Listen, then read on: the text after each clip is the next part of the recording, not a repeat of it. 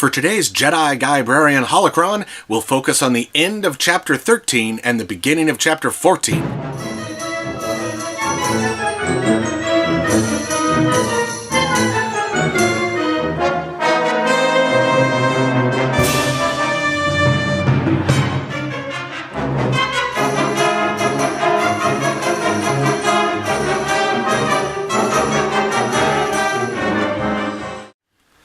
On pages 171 to 172, we have the very last moments of General Leia, as she's lying down, holding the medal that she once gave to Han Solo, and talking to her brother Luke through the Force. Leia, there is only one thing left to do. Galaxy save us from all big brothers, she thought.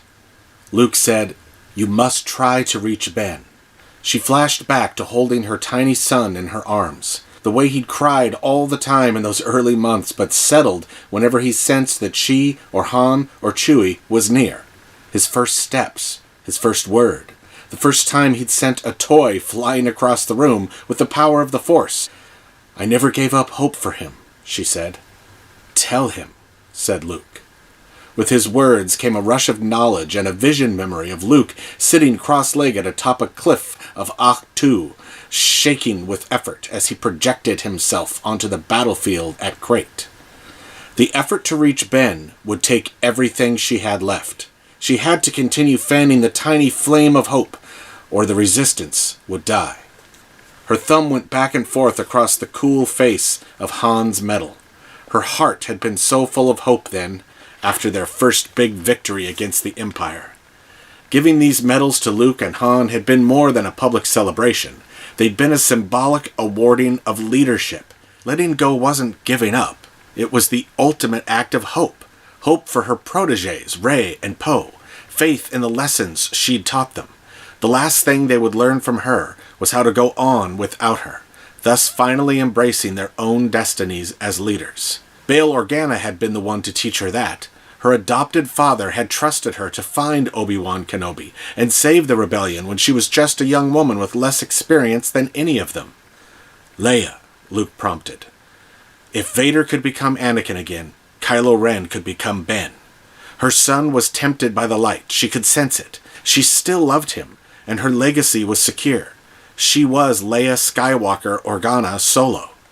As she caressed Han's medal, she fully embraced all those inheritances, and she would pass them all to the next generation. Her Skywalker legacy would go to Rey, Organa to Poe, and she would try one last time to pass her Solo legacy to her son. A final act of hope, and then she would rest. She reached for the Force, let it surround her, fill her. She thought the effort would exhaust her, but she felt a momentary rush of strength and energy as she connected with every living thing. She reached deeper, and then deeper still. With all the life and love and hope and forgiveness in her being, she called out, Ben! Her last thought washed through the galaxy like a wave.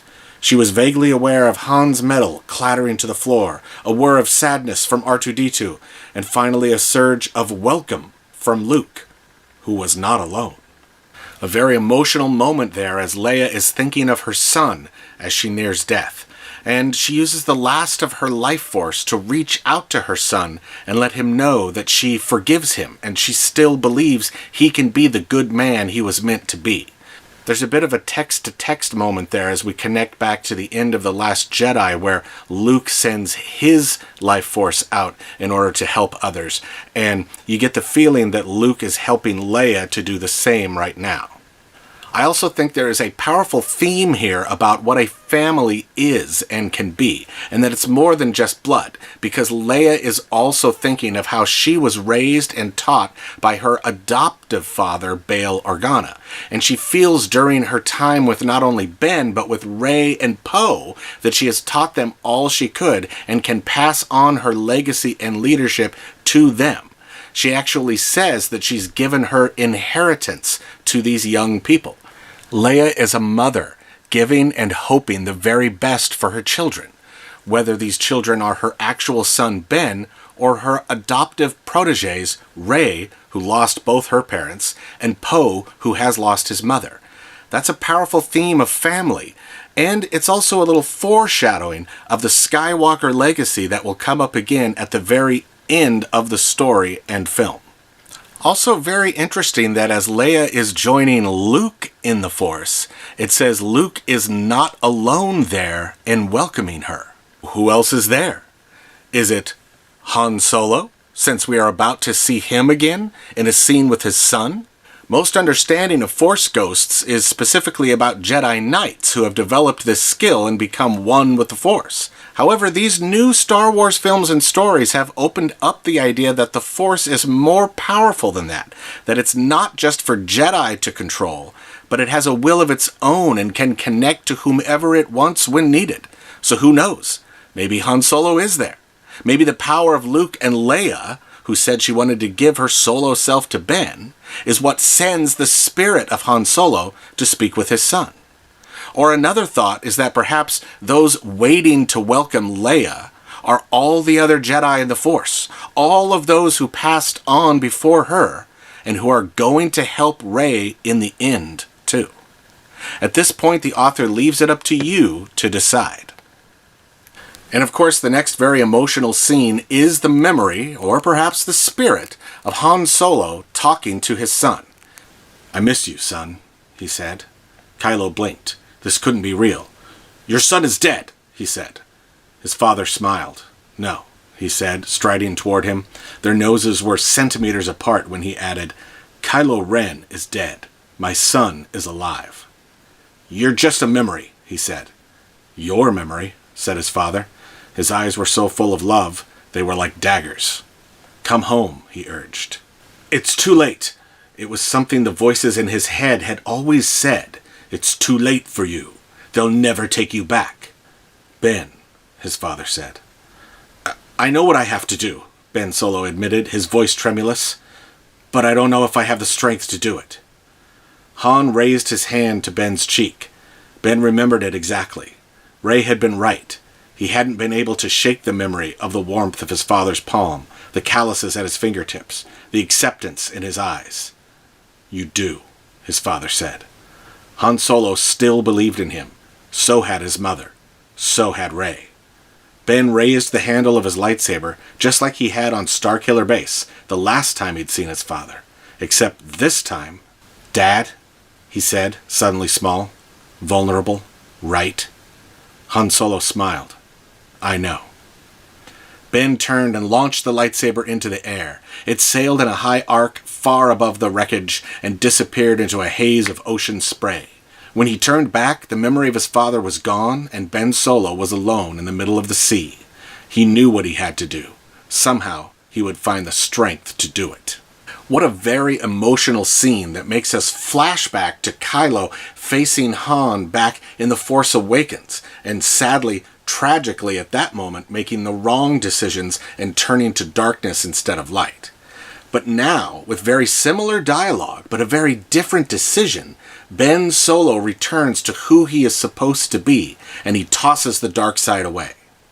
In addition to the Force Awakens connection, this is also a text-to-text comparison with Return of the Jedi, when Ben's grandfather, Darth Vader, finally rejects the dark side and returns to the light as Anakin Skywalker. Also, there's an important theme here from both Return of the Jedi and The Rise of Skywalker, that it's never too late to do what's right, and for people to be forgiven. Kylo had always told himself it was too late, and his family and the good side would never take him back. Actually, that was probably Palpatine or Snoke telling Kylo that, kind of like playing on his fear that it's too late and he can never be good again. Interestingly, Darth Vader said that same thing to Luke back in Return of the Jedi, when he stated, "It is too late for me." But Star Wars has a powerful theme of forgiveness and the idea that it is not too late. You can make up for what you've done. You can choose the good. You can do the right thing instead. And there's one more really awesome text-to-text connection here when Ben looks at his father and says, "Dad," and tries to say something more. And Han Solo responds with, "I know." This is definitely a callback to that classic moment in The Empire Strikes Back, when Leia first tells Han, "I love you," and he responds with, "I know." Back then, it was meant as a funny moment of humor to lighten up a dark scene. But this right now is actually meant as a very touching, heartfelt moment between father and son. Okay, while we are still in chapter 14, let's also take a look at a brief scene in the novel that gives us some details about these Sith troopers on the new Star Destroyer fleet. As the advanced ship is preparing to destroy the planet Kijimi, we are briefly introduced to the captain of the destroyer. She glanced around. The bridge was filled with Final Order officers, many raised on Exegol like her, others from various planets in the unknown regions. Several were children of the Empire, following in their parents' footsteps. Many of the crimson-clad stormtroopers had been conscripted by the First Order as children, and then carefully culled and disappeared by spies based on their potential. Everyone on this bridge had worked toward one goal: the return of the Sith. By the way, the Art of the Rise of Skywalker book and the Rise of Skywalker Visual Encyclopedia have some excellent sections about the Sith troopers.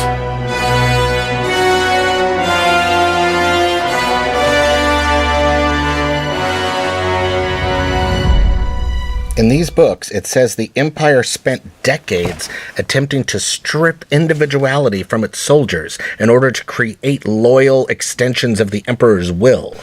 Those Sith troopers are not clones. They undergo flash imprinting and loyal conditioning, advanced beyond Kaminoan procedures of earlier clone generations. This makes them far more loyal and machine-like than even the trained from childhood stormtroopers of the First Order. The best of the Sith troopers are elevated to the rank of Sovereign Protector, forming a cadre of elite royal guards that are stationed in the amphitheater housing the throne of the Sith. The Sith trooper units are actually organized into legions that are named for ancient Sith lords. The movie shows us all these Sith troops operating the Star Destroyers to serve the Emperor, but we don't hear much about where they came from. The book just provided this detail by telling us who these troops are that the Resistance, and really the whole galaxy, is about to have a very serious conflict with.